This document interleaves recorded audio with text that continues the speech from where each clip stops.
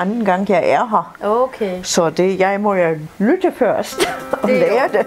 Men ved du hvad, så skal du se, så går vi derop, og så trykker vi på, heroppe, ikke? Ja. Så trykker vi DMI, DK, og så Enter.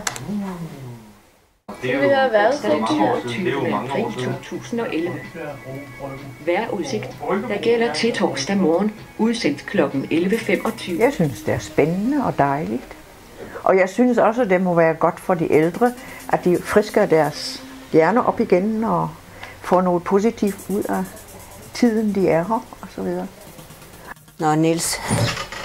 Vil du se der, hvor jeg var ude at bage i går? Ja. Sammen med 1000 andre.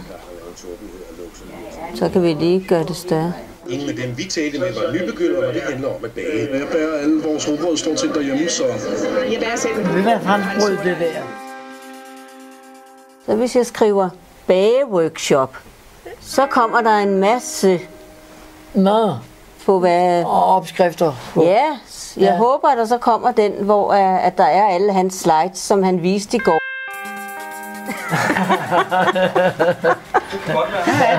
Men i hvert fald, der er opskriften på fuldkorns Ølands hvedebrød. Ja, vel. Så prøv at se. Ja, Så kan vi lige se. det kunne da være meget sjovt at se det. Ja. Ja, det er utroligt, det man kan. Ja, men det Ja, det er nemlig utroligt. er helt fantastisk.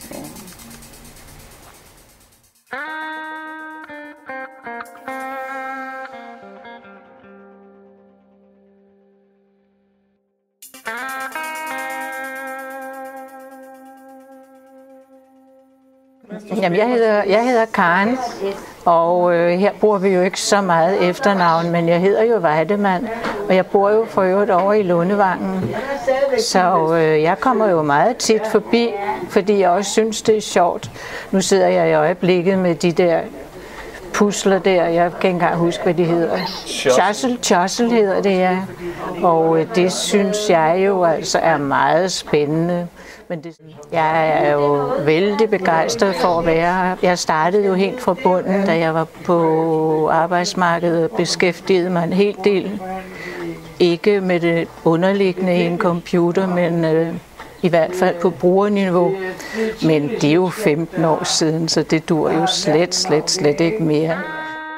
Om ikke andet, så er det sociale moment i det jo også et stort plus, hvor man kommer og sidder og laver noget og kommer hjemmefra.